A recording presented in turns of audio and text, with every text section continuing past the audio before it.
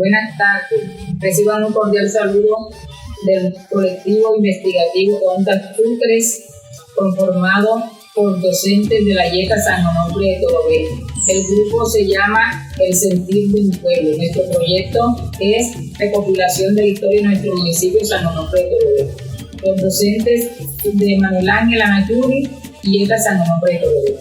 Edelines Gutiérrez Barragán, Carlina Santa María Berrío, Lesbia Gutiérrez Barragán, Marta Blanco Blanco.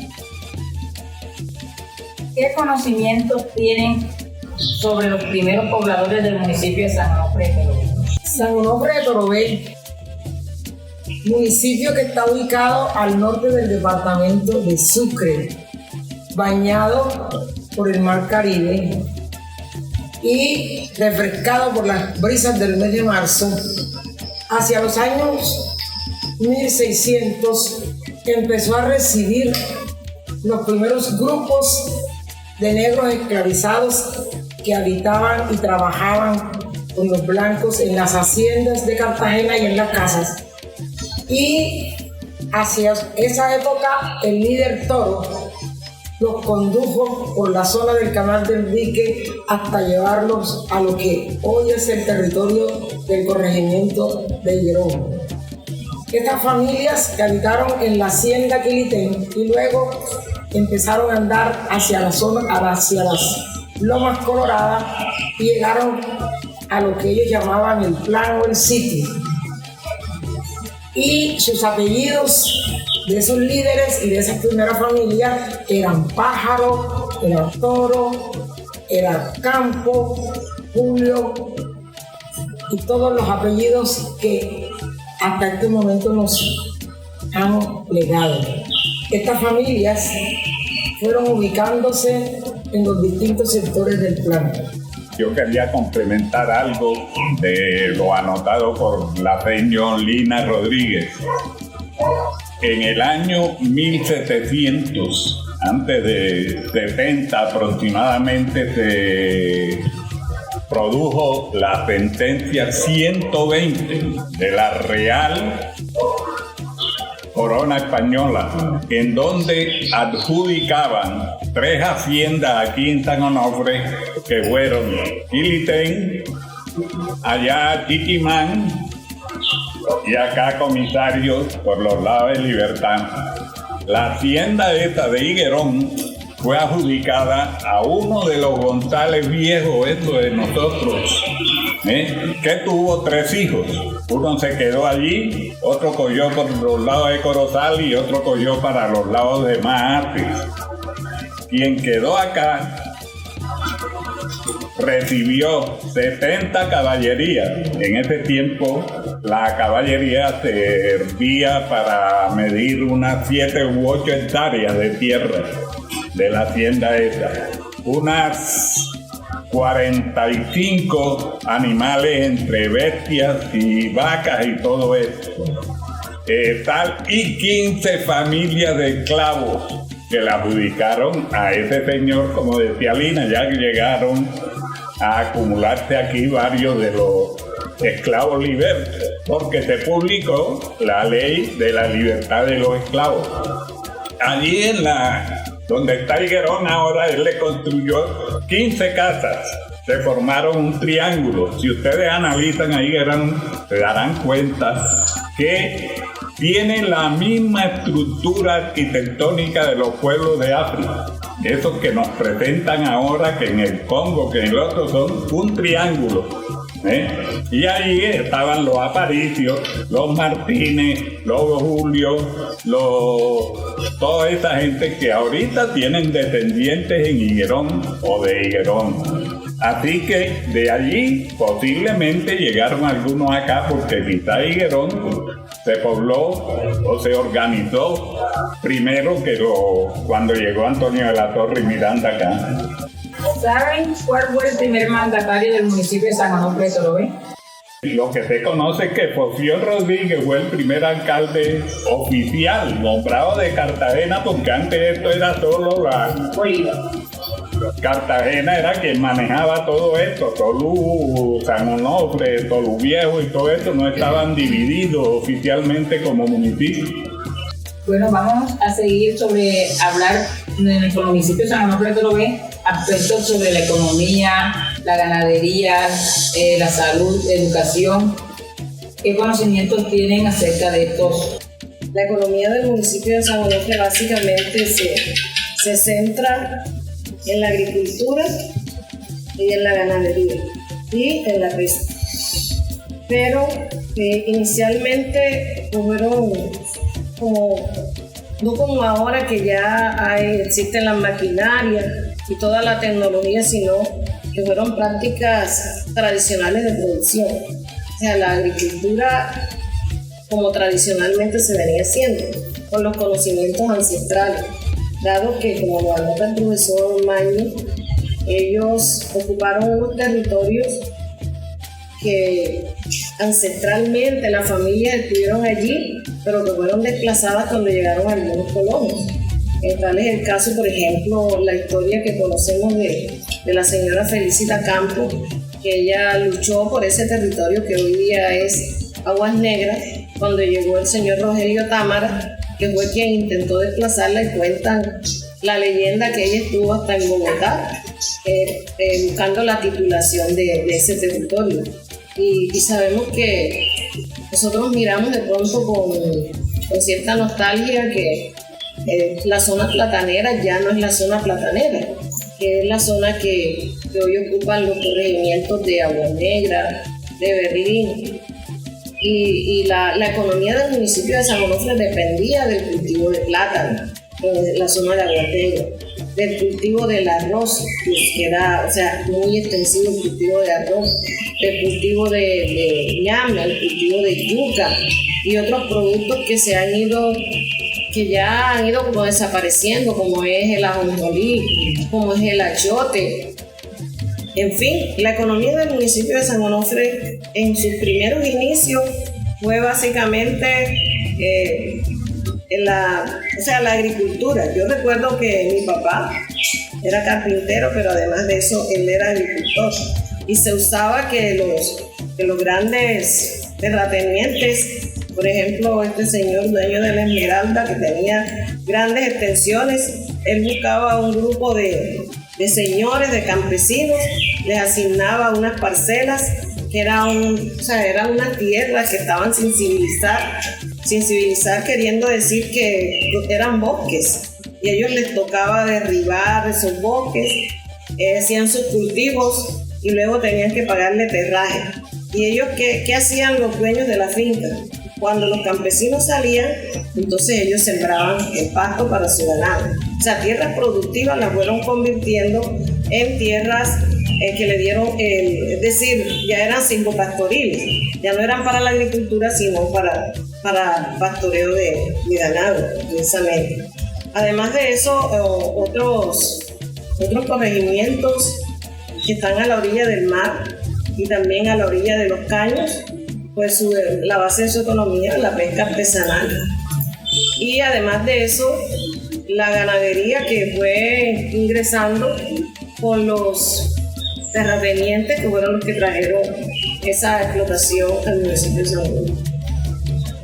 El campesino se formó porque aquí había una serie de, ellos llamaban patios o lotes, y allí vivía una familia con 3, 4 de los hijos, y allá a unos 500 metros había otra familia, así se encontraron acá aproximadamente unos 78, que fue lo que cogieron los españoles esto y lo reorganizaron cuando hablan de la fundación de San Onofre. Pero ellos, que tenían allí unas parcelas en donde cultivaban la tierra y tenían muchos animales de patio, algunos tenían sus vacas, y cuando llegaron los grandes ganaderos de los lados de Bolívar, en donde podemos enumerar a varios, entre ellos a los Vélez, a los Cavalier, a los Támara. en fin, varios de ellos se fueron apoderando de las tierras que tenían trabajadas la gente de aquí. Y por eso ustedes observarán que las tierras bajas y productivas están en manos de ¿quién? De los grandes ganaderos y los grandes capitalistas. Y de aquí nació que la gente, los primitivos, tuvieron que ir desplazándose a las tierras altas, que eran las menos productivas. Y esa fue la base de la economía, y quizás todavía en nuestro medio se observa eso. En ese tiempo que no había tiendas, había lo que se llamaba el trueque, el cambio. Quizás iban a verrugas en donde venía un cargamento de sal de allá de los lados de Panamá, y este que tenía la sal la cambiaba por arroz, por yuca, por plátano. Era el manejo económico que se daba en ese tiempo. Y de allí pues partió lo que es la economía actual. ¿Verdad que si de la economía de nuestro municipio hablamos, hacia los años 1900 San Onofre era la defensa agrícola de la ciudad de Cartagena? Porque el mismo de la Torre decía que él mismo imaginaba abundancia de tantos productos cultivados en un territorio. Decía que desde el diluvio no había visto eso. Y si nosotros nos vamos a analizar las zonas sanonofrinas en los años del siglo XX, la zona de la montaña, Palmira, Buenos Aires, de allá el Ñame, Palo Alto, viajábamos a Cartagena y la entrada de Palo Alto estaba llena de todos los productos agrícolas que uno podía encontrar en San Onofre. Y no se diga de la zona platanera, en Aguas Negras. Realmente, ¿qué fue sucediendo? Que muchas de nuestras tierras se fueron convirtiendo en grandes haciendas ganaderas. Y esas haciendas ganaderas fueron disminuyendo la producción agrícola. Y el otro fenómeno, porque el campesino sanonofrino de los años pasados era una persona honorable, reconocida, y era orgulloso de lo que cultivaba. Cuando estuvimos por Aguas Negras, construyendo la historia de Aguas Negras, nos hablaban del señor Toribio Ruiz como un gran campesino, que en sus haciendas había cultivo de frutas, de cereales, de todo, y por eso era la zona platanera de nuestro municipio. Cuando se producen esos cambios de ganadería por la agricultura y se da hacia los años 60, ese viaje de los sanonofrinos para la zona algodonera, los hombres, y luego las mujeres hacia Venezuela, el campo nuestro empieza a tener dificultades. Ya no está el campesino acompañado de la mujer en libertad ni en la barcé para pescar, para vender el pescado, porque ya está solo. Entonces la economía sanonofrina, como campesino agricultor, como esa señora que venía de Verruga con la porcelana tempranito vendiendo el pescado, y en el pueblo la esperaban porque había pescado fresco, se fue perdiendo por todas las dificultades que fueron teniendo los campesinos en sus territorios, que empezó a disminuir la producción agrícola y le dieron la opción a los grandes terratenientes, Rafael Vergara Cámara, la familia Caballero, todo el que fue asumiendo grandes hectáreas de terreno.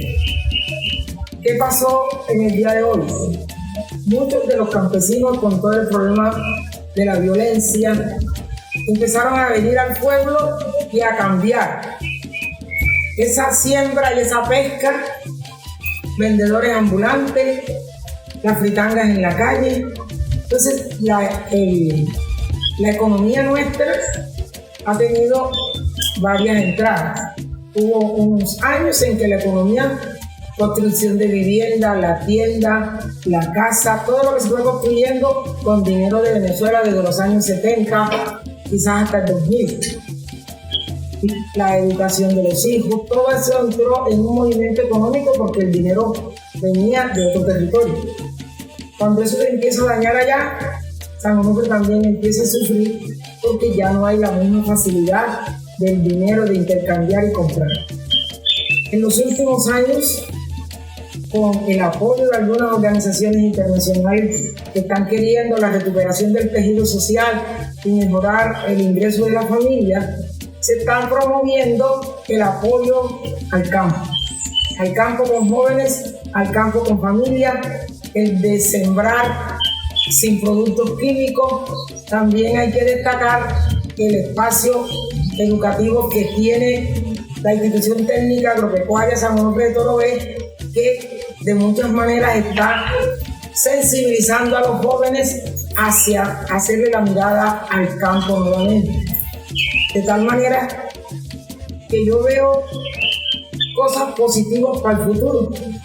Muchos de estos chicos están enamorándose nuevamente del campo, con nuevas técnicas, con nuevas maneras, pero vemos luces de cambio en cuanto al apego al campo y a la producción agrícola. Y lo último que nos ha llegado es la entrada por el turismo, especialmente en el corregimiento del Rincón del Mar, aunque ustedes saben que hay una gran influencia de la colonia paisa y que las islas las perdimos porque, por ejemplo, Boquerón, en el kilómetro de tierra que tiene 126 cabañas de caldenses, de antioqueños, y no están en poder de los sanonofrinos. Los sanonofrinos son los sirvientes de ellos. No hay manera de que ellos puedan ser los dueños de las cabañas.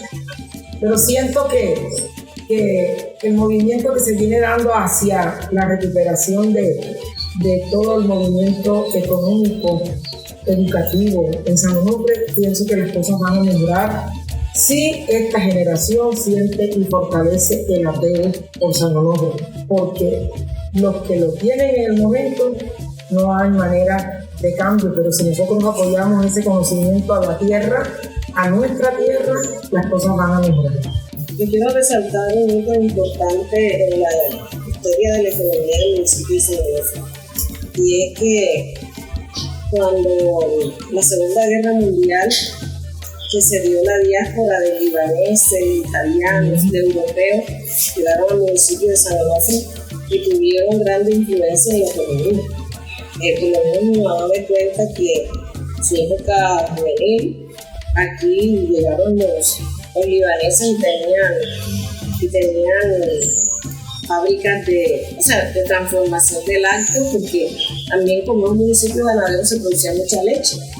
Y recuerdan la casa aquella de la esquina que le decían La Rosera, también ese era un negocio que era de extranjeros.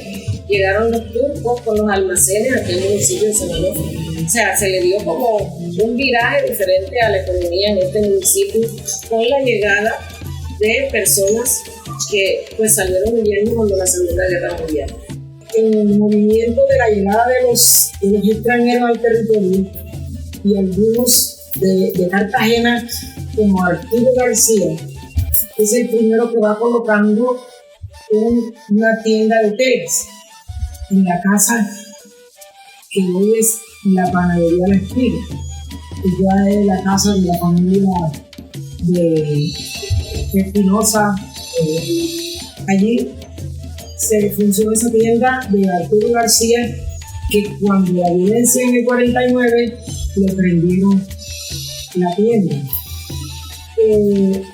Teatro, llegaron los turcos con el Teatro Colón, queda el nombre del Teatro Colón, luego la familia Brown con el teatro, queda el nombre por fuera. O sea, una serie de cosas que fueron pasando, que fueron destruyendo la economía de San Onofre. El primer hotel, la casa de la familia Gómez Balcello, donde está la pizzería de Cloro. Allí había un restaurante, y ese restaurante, yo me acuerdo que la gente era feliz llegando allí a comer. Desapareció. Aquí vivió la familia de Amalina Buch, en la calle del Comercio, en la casa de la que hoy le dicen las Fincas Prietas, porque ellas fueron las que compraron la casa cuando se dio la graduación de esa casa. O sea, San Onofre tuvo muchísimo espacio donde la economía empezó a florecer. Los italianos llegaron con una cantidad de negocios, los Mónaco, los Menichetti, todos ellos llegaron con negocios porque los hemos investigado, todos ellos tienen negocios florecientes en esos inicios de 1950, 55, etc. Y todo eso se fue acabando. Y si ustedes miran ahora, esos sanonofreños que crecieron con economía, con dinero, los apellidos que nosotros conocimos como los apellidos de la sociedad sanonofreña, porque tenían dinero, porque tenían ganado, porque tenían fincas, la mayoría hasta las casas desaparecieron. Esta generación no sabe de la familia del primer médico, no sabe de la familia de los primeros maestros, no sabe de muchas cosas porque esos espacios se fueron destruyendo y se fueron perdiendo, y eso ha retrasado el desarrollo integral de nuestro municipio. Complementando un poco lo anotado por los compañeros, muy completo, muy eficiente verdaderamente las compañeras, podemos observar que San Onofre hace unas décadas, varias décadas, tenía quizás por la restricción geográfica que había cuanto al desplazamiento y eso, muchas fábricas. Aquí había fábrica de jabón en manos de los Troconi, los mayores de Beatriz y de esta gente. Tenían una fábrica de totes. Aquí esos tiritos que ahora traen de otras partes los fabricaban acá. Aquí había una fábrica de tejas y de baldosas, de hielo después, y así muchas de las pequeñas fábricas estas alimentaban la economía acá, pero con la facilidad ahora de transportar todo de las capitales de las ciudades estas, esta economía fue decayendo y estamos circunscritos a lo que nos traen, a lo que nos mandan. ¿Qué se produce ahora aquí? Los agricultores traen a vender el producto acá, la yuca. Aquí nada, aquí había costureras famosas que hacían una cantidad de ropa y la llevaban a vender a otros municipios. Imagínense ustedes que ahora se organice un grupo de esas costureras que fabriquen las togas. Ese es un dineral que cada establecimiento educativo tiene cada año que alquilar esas togas desde preescolar hasta 11. Y que ellas la fabrican, los uniformes, que traigan una capacitación del SENA para que enseñe a hacer los suéteres. ¿Qué tal que le den a esa pequeña empresa de costureras la fábrica de todos los suéteres del municipio y quizás de otros municipios? Es una fuente de entrada y mueve la economía del municipio, pero desafortunadamente ese espíritu de crear, de fabricar, se ha ido perdiendo. Viendo la importancia, y parece que se nos estaba pasando un poquito todo lo que tiene que ver con la religión, ¿qué nos pueden decir ustedes cómo se inició las creencias y los diferentes cultos? Había muchas creencias y fetichismos, sobre todo cada pueblo tenía su creencia de que un aparato, de que la bruja, de que el moán, y buscaban el apoyo de los religiosos para bendecir una casa o exorcizarla y todo eso. Pero a medida que fue la religión católica y las hermanas franciscanas, los curas que vinieron y fueron evangelizando y concientizando a muchos de esos pueblos, eso se fue perdiendo. Y con la llegada de la luz eléctrica, de la energía, se acabó la bruja aquí en San Onofre. Hasta ahí llegaron. Bueno, si nos remitimos a cómo se dio el poblamiento, o sea, de dónde venimos nosotros, cuál es nuestra génesis. Nosotros sabemos que, y no podemos desconocer la época de la Inquisición. O sea, los esclavizados que llegaron acá, ellos trajeron su religión, porque ellos se vinieron con su cultura. Ellos lo único que hicieron fue sacarlo de su territorio, pero la cultura, las costumbres, las creencias, todo eso se lo trajeron. Y la Iglesia Católica no hizo sino decir que la religión que trajeron los esclavizados era brujería.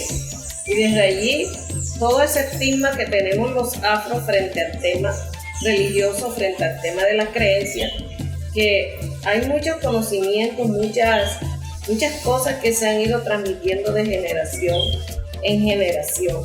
Por ejemplo, lo que tiene que ver con las oraciones que saben muchos campesinos, quizás en esta época ya eso esté revaluado, pero a mí me correspondió trabajar en el campo donde ellos tenían sus creencias con las oraciones para el gusano, la oración para la culebra, la oración para parar la sangre, la oración para cuando iban a salir a desmontar, en fin, toda una serie de ritos que hacen parte de esa religiosidad africana.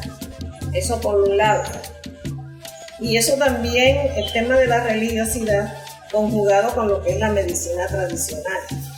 O sea, cómo a través de los rituales y de las plantas, o sea, cómo se conjugó eso, ese matrimonio, cómo se hizo, de la naturaleza con las tradiciones.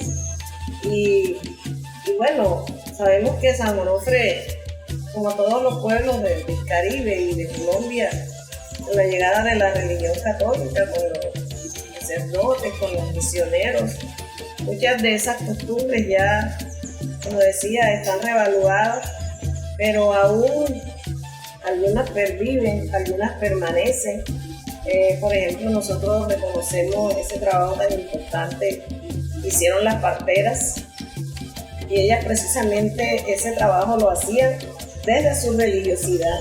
Ellas se sabían sus oraciones, ellas se sabían sus secretos, y mucho bien que le hicieron a la comunidad antes de que se diera, por ejemplo, ya la medicina especializada. Ya las mujeres no dan a luz en las casas, sino en los hospitales, que es lo que antes era en la casa con el servicio de una partera. Y así, en esos orden de ideas, muchas creencias que todavía existen, todavía algunos decimos, no, pero es que esto no se puede acabar, como es el tema, por ejemplo, del velorio, ¿no? Que el velorio se debe acabar porque el velorio es un gasto, porque el velorio está... Pero es que en el velorio subyacen unos valores, como es, por ejemplo, el valor de la solidaridad. O sea, cuando alguien muere, la gente no llega de pronto por ir a visitar, ese es el sentido del velorio tradicional, sino una solidaridad, un acompañamiento, y qué bueno que una persona se encuentre en una situación triste por la partida de un familiar y vea que su familia, que sus amigos, que sus vecinos llegan, y por ejemplo en el campo se usa que la gente se muda, que llegan con bultos de comida. O sea, en el velorio no solamente es el hecho de estar velando el muerto, de la risa, de todo lo que está alrededor de un velorio, sino los valores que subyacen en ese velorio, como una expresión de la religiosidad africana. Otro elemento que también es importante en la religiosidad es el sentido de la vida y de la muerte. Para el afro, la muerte tiene un sentido especial, porque hay una conexión entre el cielo y la tierra. Por eso el afro llora a sus muertos, por eso el afro prefiere enterrar. O sea, hay toda una cosmovisión alrededor de la vida y la muerte de los afros. Algunos elementos ya se han ido como que perdiendo, pero algunos todavía en las comunidades todavía. Y es que ustedes desafortunadamente quizás no vivieron los primeros encuentros de integración cultural. El afro sabanero. ¿Dónde lo hacíamos? En el parque, porque no había tarima ni había nada. ¿Y qué había ahí? La noche que era canto a San Onofre o serenata a San Onofre, ¿qué se premiaba? Hombre, quien hiciera una mejor composición de San Onofre, quien trajera una poesía o un escrito, y así se estimulaba eso y se le iba dando conocimiento a la zona rural de todo eso. Desafortunadamente, pues las cosas se fueron decayendo y se acabaron. Bueno, otra de las inquietudes que tenemos nosotras es sobre la educación, quién era la primera maestra, el primer profesor, cómo empezó la educación acá en nuestro municipio y nuestros antepasados. Recuerdo, yo tenía 4 años, iba a la escuelita del profesor Rafael Blanco, que vivía en una casa de Palma, de Bareque, ahí donde está la de Jaime Rebollo ahora.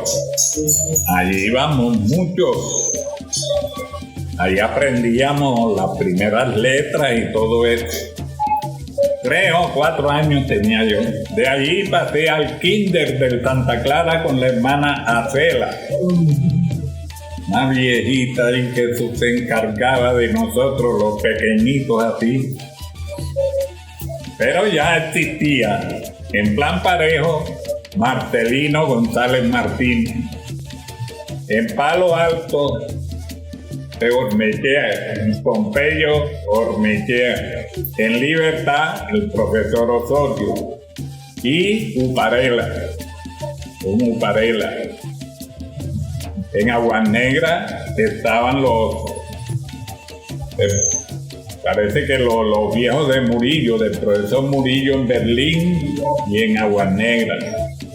Y aquí en San Onofre, pues el profesor Narváez en el colegio público, el papá de los Narváez y de la señora María Tuñón. De allí, pues, las primeras escuelas del Sagrado Corazón de Jesús y Antonio Mariño fueron las que construyeron en material, porque anteriormente las escuelas funcionaban en casas. En relación con las primeras formas educativas de este territorio, en lo consultado con unos abuelos que tendrían en este momento como 140 años, la señora Teresa Meléndez hablaba de la escuela de banco. Esas primeras escuelas de banco funcionaron en las casas y ella era una de las primeras maestras en los años 1900, inicio de los 1900. Pero en esos inicios de 1900 llegó acá Julio Torrente, un cordobés que llegó al territorio y fue maestro del primer médico del pueblo, de Eusebio Torres. Señores que fueron dando paso a saber leer y a saber escribir, porque nuestras primeras familias, las primeras allá, en su mayoría, eran iletradas. Pero con el correr del tiempo, con las escuelas de banco, fueron aprendiendo las madres y esas mamás fueron trabajando con sus hijos, enseñando las primeras letras, y de allí encontramos que la niña María Verbel, madre de Julio Héctor Anachuri, era maestra de las primeras escuelas de banco en su casa, porque le mandaban a las hijas a la casa, ayudaban y las enseñaban a leer. Entonces, fíjense que las religiosas llegan aquí en el año 1932. Y miren que los años anteriores, todos los años anteriores, toda la población sanonofrina aquí, cómo se educó en las escuelas de banco, en la casa de la que sabía leer, permitía ese trabajo con las jóvenes de aquel momento que aprendieron a leer. Si se dan cuenta, las maestras que nosotros tuvimos llegaron a segundo bachillerato en el Santa Clara y fueron las primeras maestras nuestras. Algunas maestras como la señora Luisa Luna de Cantillo fue maestra a Plan Parejo. ¿Y en qué iba? Por los caminos, que no había carretera, en los caminos, sus medios de transporte, un buey. En ese buey se trasladaba ella a Plan Parejo. ¿Con qué escribía? Con carbón en la pared de las casas. No conocían la tiza. Usaban el cartón. O sea, San Onofre en cuanto a educación se demoró mucho tiempo para avanzar. Y Juan Narváez Parra es anterior a los años 50, porque Juan Narváez Parra fue maestro de algunos sanonofrinos que en este momento tienen, y algunos, la mayoría se han muerto, tuvieran 100 años. Y él fue profesor de algunos de ellos. Por ejemplo, ¿quién motivó a los primeros sanonofrinos que salieron a estudiar, que son abogados, como Andrés Puig Falseiro? Sus hermanos. Juan Narváez Parra los asumía en su casa, los preparaba, y ellos, el que tenía la economía, salía a Cartagena. Y eso fue antes del año 1950. Entonces, fíjense toda la dificultad que la educación sanonofrina ha tenido, y la sigue teniendo, porque en estos momentos quedan cada año más de 900 estudiantes sin ir a la educación superior. Se han hecho logros, y de los cuales la señora María Paz sabe de eso, y le cedo la palabra. Bueno, si estamos hablando del tema educativo del municipio de San Onofre, debemos como remontarnos a la historia de la educación en Colombia. Si la educación anteriormente era un privilegio, de un tiempo para acá, desde la Constitución del 91, es que la educación es un derecho, pero anteriormente era un privilegio, o sea, no era para todos. Entonces, a todos los que nos han antecedido, pues les tocó vivir esa época. Aquí hubo un maestro que quiero mencionar, y es el señor Eligio Ávila. Él fue un maestro que vivía en la calle del Caño, donde él pues se dedicaba a enseñar las primeras letras, como la anotó la señora Lina. Acá existían las escuelas de banco, y todos nosotros, los de mi generación, fuimos a la escuela de banco. No existía la educación preescolar. La educación preescolar es de un tiempo para acá, después de la Ley General de Educación. Y en la escuela de banco aprendíamos las primeras letras, la cartilla, el ABC, y los métodos que utilizaban los maestros de esa época era la letra con sangre entra. Yo tengo una cicatriz en una de mis piernas que me la hizo mi maestra, que me enseñó a leer. Porque era, si no te sabías la lección, eran los castigos, que a uno lo arrodillaban, que le ponían los granitos de maíz en el suelo, en fin, y una educación que respondía a un modelo de sociedad de esa época, que era la memoria. Uno entre más sabía, más recitaba cosas. Ese era el tipo de educación. Y aquí en San Onofre existieron colegios privados, como por ejemplo el Liceo San Onofre, el colegio del profesor Martín Berrío, que funcionaba allí donde él tiene su casa, su residencia. Hubo otro colegio también privado, La Salle, que funcionaba allá donde está hoy día el Esquinazo. El Liceo Juan 23, que funcionó allí donde venden pollo, donde está Ciclomontaña. Ahí funcionó el colegio Liceo el colegio Juan 23, que lo dirigía el profesor Hilario de la Rosa. Era de secundaria. Y en fin, pues la educación en San Onofre ha tenido diferentes etapas, ha tenido momentos importantes. Ya gracias a Dios, por lo menos a mí me tocó estudiar aquí cuando el bachillerato era solo, bueno, como vengo diciendo, ha tenido momentos importantes. Por ejemplo, la educación antes era los colegios para niñas y los colegios para niños. Estaba la escuela urbana primera de niñas, que es la Sagrado Corazón de Jesús. Luego vino la escuela urbana segunda de niñas, que es hoy día la escuela María Auxiliadora. La escuela primera urbana de varones, que es la escuela Antonio Nariño. Allí estuvo el profesor Benjamín Lozano, profesor Nelson Pineda. Sus primeros maestros pues fueron la señora María Tuñón y Juan Narváez. Y así sucesivamente. Luego apareció la escuela anexa al Manuel Ángel Anachuri. Y bueno, gracias a Dios que hoy día aquí en la zona urbana existen 3 instituciones educativas que gracias a Dios pues son como la esperanza de muchos jóvenes en el municipio de San Onofre. Pues la IETA, que es la más reciente, pues nace precisamente para responder a la vocación agropecuaria del territorio. Como desde allí nosotros estamos pensando en la formación de jóvenes, no solamente de lo académico, sino también su formación para el trabajo. Que ellos desde allí salgan con unos conocimientos, no para que ellos sean empleados, sino para que ellos tengan iniciativas empresariales desde lo agropecuario. Nunca supimos qué pasó, si fue que adrede. No, o sea, las personas que nos han contado no saben detalles de cómo fue, que por qué los sanjuaninos que tienen más de 80 años, la mayoría de las partidas de autismo están en Toluca, que es donde se bautizaron. Porque aquí en esos momentos no había sacerdote por una razón, porque San Onofre en el año 1903 fue excomulgado. No había sacerdote para esa época y era la villa 3 veces coronada de Toluca.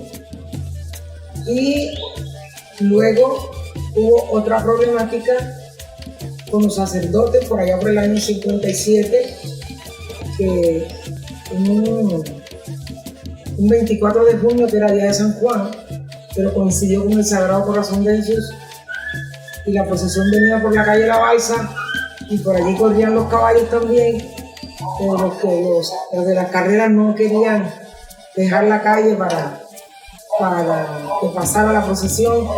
Se formó todo un desorden y terminaron tirando piedras y maltratando sacerdotes, y luego San Onofre vuelve a ser excomulgado, retirado también por un tiempo los sacerdotes. Entonces, en ese sentido, San Onofre ha tenido una problemática de excomulgar, siempre la iglesia con sufrimiento. Si ustedes ven que casi en todos los tiempos, por hechos de la iglesia, San Onofre vuelve a tener dificultades con sacerdotes, porque en el 73, cuando se va a iniciar la construcción de la Casa de la Juventud, otro problema, porque la Casa de la Juventud no se podía construir allí porque le quitaba la imagen a la casa del primer médico, que quedaba al frente. Entonces, otra trifulca donde el sacerdote también es maltratado, golpeado el padre Pérez, Juvenal Pérez, y San Onofre tuvo una etapa malísima porque todos los días salíamos a la calle con los jóvenes a protestar porque no se podía construir la casa. Sin embargo, recordando lo que decía la señora María Paz, la cosmovisión y los saberes afro con nuestros antepasados era muy rica, y aprendimos con Pedro Alcázar en esa pelea que había constante, donde los mayores del momento, que eran los gobernantes, que eran las personas que tenían como la autonomía, el poder, se inventaban todos los días un cuento, y todos los días había problemas, se tiraban piedras a la casa cural y había de todo. Él decía en aquel momento: hay bienes que son en favor de las comunidades y a eso no se puede cambiar el rumbo. Al contrario, las personas que impiden eso, sus nombres pueden ser hasta borrados del lugar. Y yo, hablando con algunos, siempre digo, y me acuerdo de eso porque él nos lo comentaba, que se construye la Casa de la Juventud por Advenia, una organización religiosa católica alemana que todavía sigue en Colombia colaborando con los pueblos católicos en sus acciones, que aportó el dinero para construir la casa. El sacerdote fue maltratado y todo lo que en ese momento empieza en San Onofre, una división política, social, de las familias, empezar con los pasquines, y desde allá viene ese odio de algunas familias de sanonofrinos porque la influencia politiquera permitía aprovechar cualquier evento para eso. Y yo siento dolor porque esa casa del primer médico la quisimos conservar. El municipio la compraba y se negó el municipio. Y él antes de morirse decía, se va a desaparecer las casas, esas que ustedes quieren conservar. Y fíjense que las 2 casas del primer médico no existe ninguna. Y la nueva generación no sabe quién es la familia de los primeros médicos. Se fue borrando así. Y todo dentro de esas maneras de mirar el mundo y de comprender y leer lo que Toroé nos dejó, que todo lo sabía, que todo lo veía.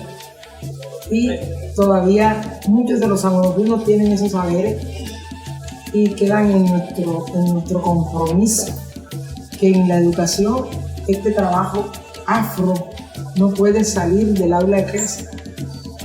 Tiene que tener la cultura nuestra. De lo contrario, pueblo que pierde su cultura está puesto a desaparecer. Entonces nosotros y ustedes que son estas maestras jóvenes tienen el compromiso de seguir trayendo al aula de clase esos saberes, esos sabores que hay, porque es que el que cocina no está cocinando porque quiere, la mano tiene sabor, el ser, el espíritu, aquí está. Y por eso la familia nuestra sabe distinto a la que sabe y cocina en otros lugares. Las historias nuestras tienen alegría, entonces sigamos transmitiendo esos sabores y saberes a la nueva generación. De pronto, a manera de conclusión, es invitar a las compañeras que pues celebro que ustedes le hayan dado como el enfoque a su proyecto, dado que desde Onda es un proyecto de investigación, pero que esto no se quede en el papel, que esto no se quede como cumplir con un compromiso, sino que este trabajo se vea reflejado en las aulas de clase, porque pues yo estoy ya que me retiro del magisterio y se va uno como con ese, o sea, siento que hay cosas que yo todavía no las he hecho, y es ese legado de ser maestra, pero de ser maestra afro, no porque me hayan nombrado como el educador, sino que es mi sentir, un sentir que tengo, y seguramente muchas de los que están aquí o muchos de los que están aquí lo comparten.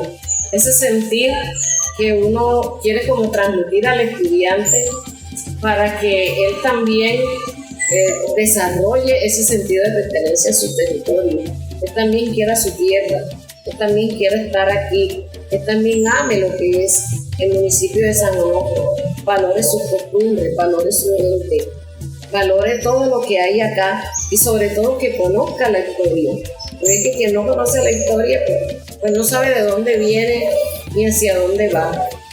Y pues decirles, compañeras, que esta mañana hablaba con el profesor Marco Suárez y me dice, oye, que te mandó muchos saludos, qué bueno que me llamaste, estamos hablando de la cátedra de estudios afro. Y le dije, ¿qué quieren saber ahora de la cátedra?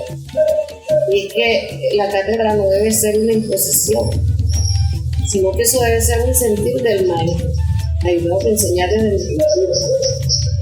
Yo a algunos compañeros de preescolar les decía, es porque tienen que empezar enseñando la palabra mamá. Algunos niños quizás ni quieran saber cómo se escribe la palabra mamá. Y cómo empiezan escribiendo yuca, plátano, porque los pelas comen, desde su cultura, un lenguaje, un vocabulario desde su cultura. Y desde allí nosotros estamos fortaleciendo nuestra identidad.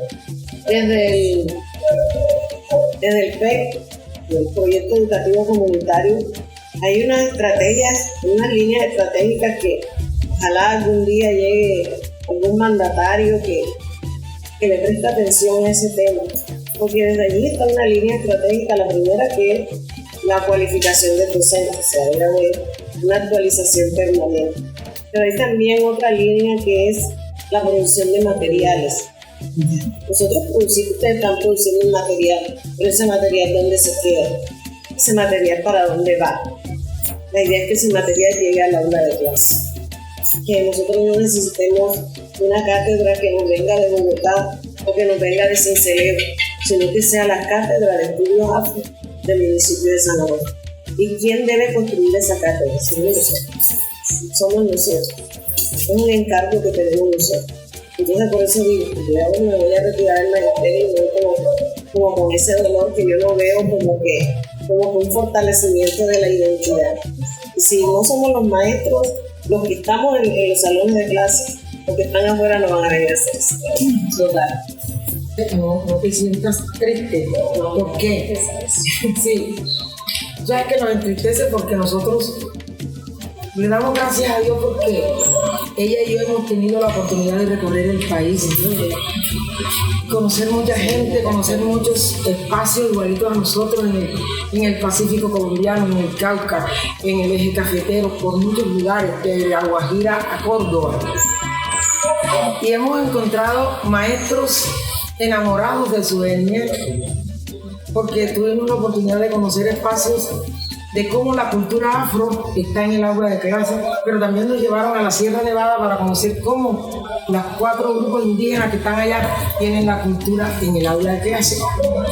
Entonces yo le decía, siempre he dicho a los maestros en la escuela, que la Escuela José María Córdoba tuvo el primer proyecto educativo educativo que con el apoyo de algunos maestros Alenquero y otros lugares, y María que estuvo por Cauca en el momento de la formación para docentes en educadores, empezamos a trabajar y en la Escuela José María Córdoba empezamos un proceso, por ejemplo, en la marcada de los salones. Nosotros nos sentábamos con los niños. ¿Qué nombres, qué quisieran ustedes, qué nombre quieren tener en el aula de clase para investigar? Y cómo empezamos conociendo la vida de Yonville, de Felicita Campos, del otro, de Carmelo Cortés y de todo ese mundo. El salón, decían los niños, nosotros queremos este año a Celia Extremor. Entonces, ese salón investigaba la vida de Celia. Esa biografía estaba en la pared, pero en los momentos de los eventos culturales, aquí está la niña que es Celia Carrá, que es Celia Extremor, y está hablando de Celia. Y luego los lugares turísticos, es que nosotros somos el Corchal, es que nosotros somos, y empezamos a andar, y eso permite que el niño va desde preescolar, va apropiándose de esas acciones. Por ejemplo, hace como 4 años asumimos investigar las plantas medicinales de San Onofre.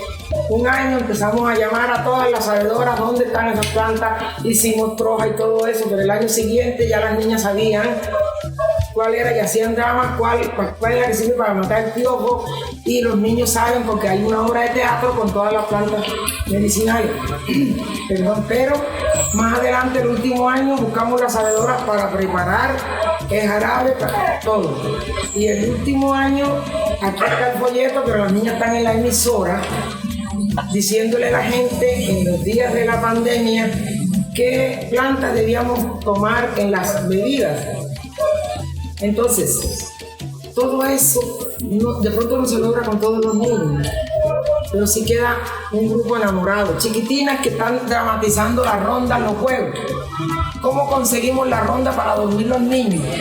Fuimos por el estadio y encontramos una señora y yo dormí al niño con la ronda del boró, pero el boró tiene las acciones de que yo estoy haciendo el bollo, yo muero el maíz, yo muero, o sea, si nosotros nos ponemos a investigar cosas, sabemos que, por ejemplo, los recreos, la gente se está quejando que los recreos son violentos, pero esos juegos tradicionales que están en la cabeza de todo el mundo debían estar era por día en el aula, en el patio, y los niños por grupo. Hoy le toca a segundo A enseñar a los demás 2 juegos y están todos los niños alrededor de los juegos, y ahí en la escuela ni hay pelea, nada, porque están las niñas en la transmisión de los juegos. O sea, hay muchas maneras de valorar la sabedora, de valorar el legado cultural, pero también se está usando como una estrategia pedagógica. Y para terminar, de verdad que que nosotros hemos recorrido y tenemos material, y por qué es que no lo soltamos. Porque, ¿qué vimos nosotros con la cátedra Afro hace unos años? El municipio compró como 1000 libros. Y esos libros, la mayoría se los está comiendo en la casa de muchos maestros. Eso no está haciendo ningún oficio en el aula de clase. Entonces, de pronto, si ustedes empiezan cada una desde el aula de clase, mira, una que haga, los chicos se van enamorando de eso y consiguen público. Que los homenajes de bandera, María tiene ejemplos buenísimos de los homenajes de bandera, cómo va enseñando uno el apego a la patria, si cada día los niños cantan una estrofa del himno nacional, en otra semana el himno de Sucre y en la otra de San Onofre. Y luego se cantan las canciones, luego se dice, es que la biblioteca de mi escuela se llama Giovanni, ¿qué sé? ¿Y quién es Giovanni, qué sé? Yo le digo, el dueño de la casa donde está Kamatsubo. Ellos eran los dueños de esa casa, pero después de la violencia se fueron.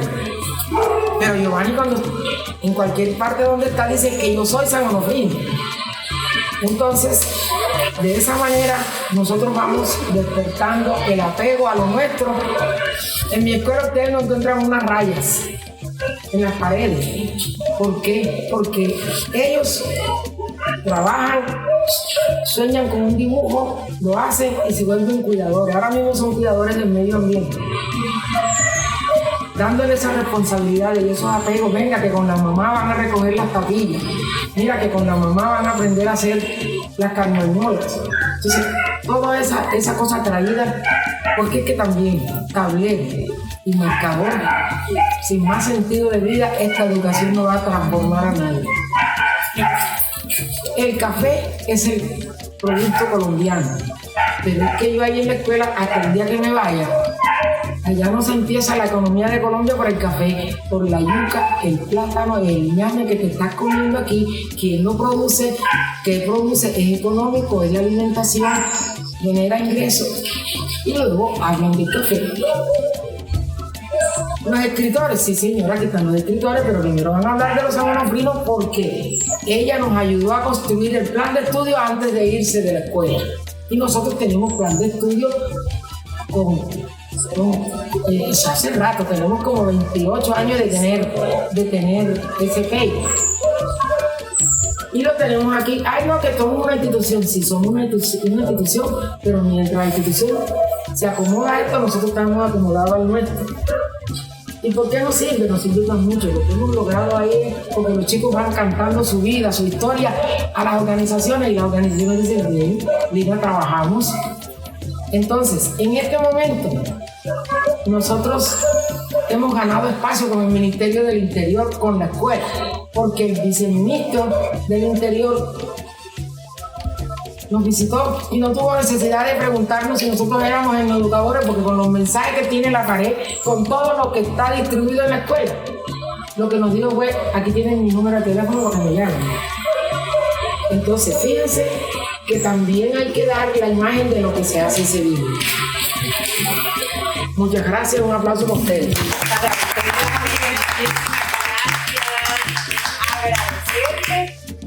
Esta sabiduría que hoy en estos momentos tenemos, la verdad es que le prometemos no dejarlo allí o hacer este gran proyecto por hacerlo, sino transferirlo a las diferentes instituciones.